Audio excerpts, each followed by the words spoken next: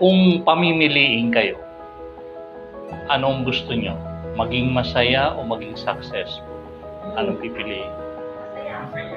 Masaya.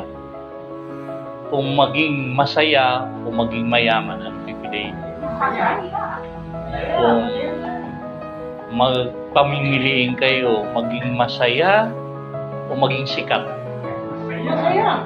Diba? Sikat eh, Walang buhay. kung maging masaya o maging kilala. Masaya. Kung maging masaya o maging powerful. Masaya. Ikaw, kuya. Ano bibili mo? Masaya. Masaya. Yun yung hinahangad ng tao. Actually, kahit nga yung naghahangad na sumikat, yumaman, kaya gusto nilang yumaman para maging masaya sila. Diba? Yun ang rason kung bakit ang tao may mga pangarap sa buhay. Yumaman, sumikat, kasi simula pa noon, tinuro na sa atin yan na pag-aral kang mabuti. Kasi pag nag-aral kang mabuti, magkakaroon ka ng magandang trabaho. Pag nagkaroon ka ng magandang trabaho, yayaman ka. At pag yumaman ka, sasaya ka. Pero alam natin, hindi ganon ang mundo. Kasi maraming taong sikat, mayaman, lahat nasa kanya, popular, pero nagpapakamatay. Di ba? Kasi alam natin, wala ang kayamanan o ang kasikatan o maging popular o kapangyarihan ang nagbibigay kasiyahan sa tao. Saan ba sumasaya ang tao? Buksan natin ating Biblia sa 1:15, 10 at 11. Dalawang verse lang to. Kung tinutupad ninyo ang aking mga utos, manatili kayo sa aking pag-ibig. Kung paanong tinutupad ko ang mga utos ng aking Ama, at ako'y nananatili sa kanyang pag-ibig. 11, sinasabi ko sa inyo ang mga bagay na ito upang mapasa inyo ang kagalakan ko at sa gayoy malubos ang inyong kagalakan. Pagka tinupad natin, we abide in Christ, meron tayong kagalakan. Nung namulat ang ating spiritual na mata, nagkaroon tayo ng kagalakan. Kasi mas mahalaga yun yung spiritual kaysa doon sa mga bagay na material. Dahil ang nagpapasaya sa tao ay yung galing sa Diyos. Actually, ipinanganak ang taong masaya. Mayroong joy ang tao. Baby pa lang, ang baby wala yung ari-arian eh. Diba? Napansin mo, masaya yan, nakangiti. Kailan lang umiiyak ang baby? Pag nabasa yung lampin. Diba? Pag gutom. Kasi pag nabasa ang lampin, ma-irritate siya, palitan mo ng lampin, masaya uli yan. Pag gutom, iiyak yan. Pag pinasuso mo yan, masaya uli siya. Ganon din habang lumalaki siya. Kasi ang joy kasama ng taong nilikha ng Diyos. Ang joy sa puso niya. Diba? May kagalakan ang tao simula. Dahil tayo nasa wangis ng Diyos eh. Ibig sabihin, ang kagalakan hindi panlabas sa loob. Sa loob, hindi mo kailangan ng mga bagay sa sanlibutan para maging masaya ka. Kundi, nasa loob mo. Diba? Ngayon, kailan nagiging hindi masaya ang tao? Pag tinuruan na ng tao na ito bagong laruan, mas maganda itong laruan na to. At pag nagkaisip ng tao, yung bata, mas maganda yung laruan ng kalaro niya, nagiging malungkot siya. Tinuro ng mas matandang tao. Nagiging malungkutin ang tao dahil gusto niya kung ano yung meron yung kapwa niya, magkaroon din siya. Pero, kaya, ang tao, habang lumalaki, nagiging makamundo. Ang kasiyahan niya, akala niya sa mga bagay na material. Pag ako yung nagkaroon ng kotseng ganito kaganda, mas maganda doon sa kapitbahay ko. Pag ako nagkaroon ng sapatos na mas maganda kaysa saka lang ako sasaya.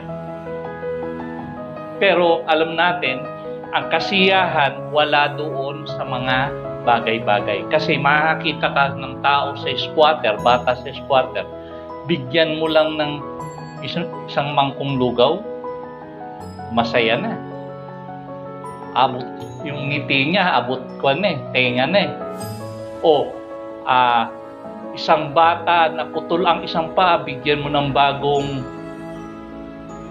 saklay, kahit wala yung isa niyang paa, masaya na. Bakit? Ang kasiyahan ng tao mababa doon kaysa sa iba. Mas mataas yung desire mo, expectation mo, mas malungkot ka. May mga taong milyonaryo na pagka ang laman sa bulsa ay 1 milyon lang, hindi masaya. Pero si Kaponso kahit 100 lang, masaya na. Di ba? Kasi mababa yung kasiyahan, mababaw. Tawag nga na iba dyan, mababaw ang kasiyahan pag nag-aaral ka na sa bagay na spiritual. Ang kasiyahan mo, hindi na mga material. Napapansin mo yan? Kasi, ang tao, nawawala ang kasiyahan pagka napuno ang isip ng mga bagay na sa sanlibutan. Kasi, marami na siyang gusto. Pag hindi ko na kami itong ganitong grade, hindi ako masaya. Pag hindi ako kasing gwapo ni ganito, hindi ako masaya. Pero kung spiritual ka, basta't nasa iyo ang Diyos, masaya ka na. Bakit? Nasa presensya ka ng Diyos eh. Diba? Anong pinakamasayang moment ng isang tao? Kung nasa presensya siya ng Diyos. Yung nag-aaral siya sa mga bagay ng spiritual. Na para bang ayaw mo nang umalis doon. Diba? Kasi, ang Diyos ang nagbibigay ng kasiyahan. Joy. Libre yun. Kasi kasama yun doon sa fruit of the Holy Spirit eh. Pansin mo? Love, joy. Ang bunga ng Santong Espiritu, hindi bunga mo. Bunga ng Santong Espiritu nga eh. Ibig sabihin galing sa loob, meron ka ng kagalakan. Yun ang nawala dahil hindi hinahanap ng tao ang kasiyahan sa labas. Ang kasiyahan nasa loob. Napapansin mo yun? Isipin mo itong mabuti. Ang tao, halimbawa, isang tao, ngayong araw na to, ngayong minutong to, nandito ka, sa isang lugar ka.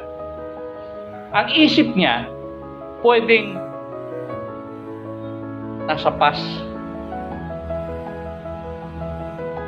pwede rin nasa future. Anong ibig ko sabihin?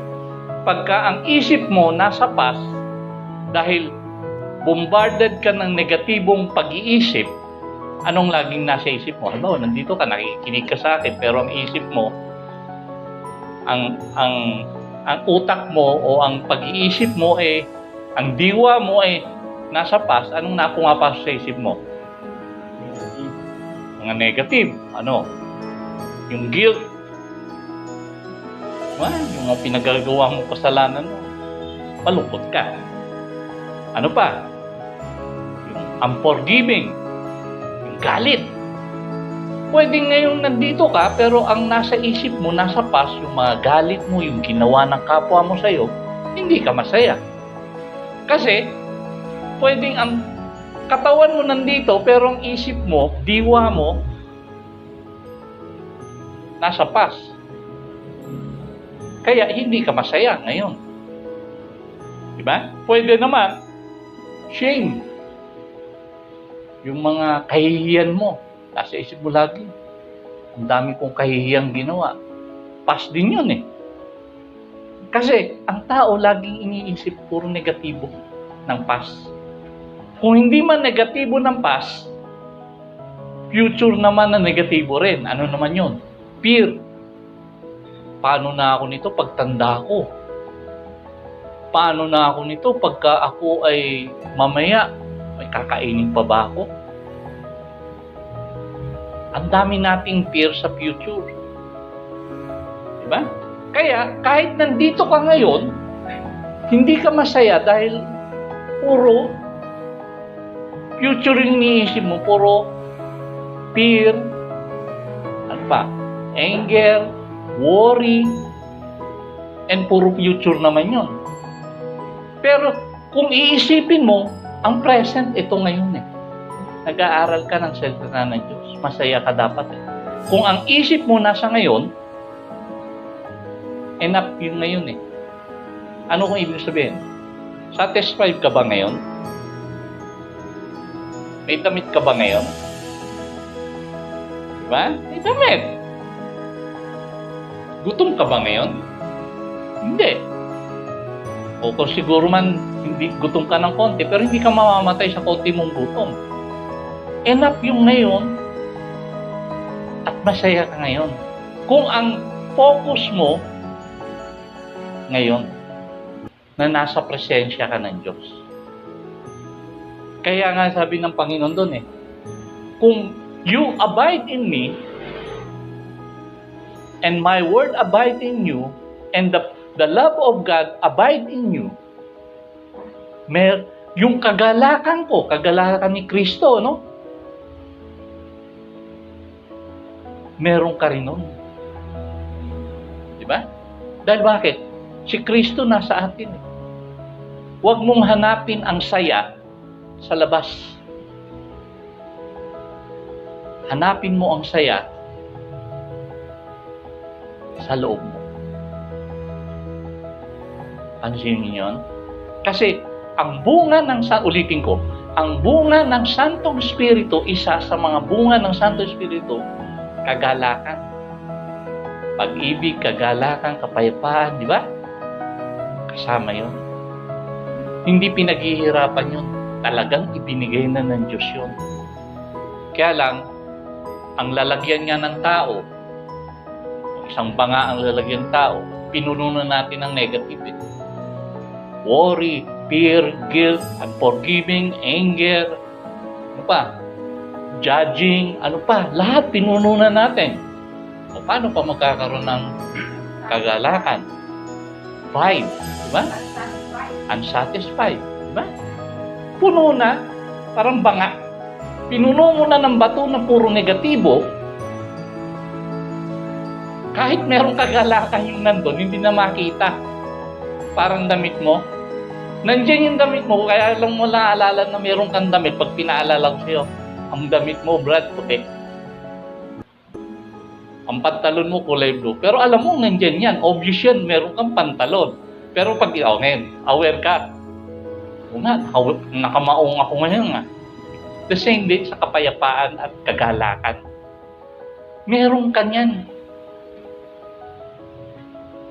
Lagi mong dala yan. Dahil nasa iyo si Kristo Nasa iyo ang Diyos Nawawala lang yan. Kasi, ang isip natin, puro lahat negatibo. Alisin mo lahat ng negatibo, lilitaw yan. Diba? Lilitaw yan. Napansin nyo? Dahil pinanganak tayo, meron na tayo nun. Kahit nga may suffering ka, alam mo, sa totoo lang, meron kang kagalakan. Halimbawa, nasa hospital ka, puro tusok na ng katawan mo ng dextrose at 10 ang tahimos dahil na-operahan ka. At hirap na hirap yung katawan mo. Deep inside of you, meron silent joy. Diba? Kaya kung makakakita ka na bagong opera na, nakangiti pa rin. Bakit? Ang kalagala ka nasa loob. Although, nagsasuffer siya. Kahit in the midst of suffering, meron joy. Kaya lang, kahit na yung bukas na, lagi pa rin nasa isip, negatibo. Kaya lagi, parang walang saya ang buhay. Kasi, ang nakikita, puro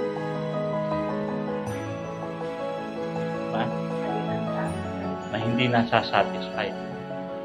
Diba? Pero ang totoo, mayaman, mahirap, basta spiritual ka, may kagalakan ka. Tama lang yung focus mo. Paalala mo lang sarili mo na, may joy ako. Tingnan mo, isipin mo mabuti ngayon. May joy ako.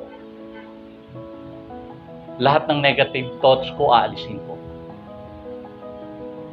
Tingnan mo, may joy ka agad. Pero mamaya, paglabas mo na naman dito, papasukan mo na naman ang negatibo, balik na naman. Unhappiness na naman, di ba? Dahil ang Panginoon mismo nagsabi niya, ang kagalakan ko, meron kayo niyan. Lubos ang inyong kagalakan pag natagpuan niya. Yun lang.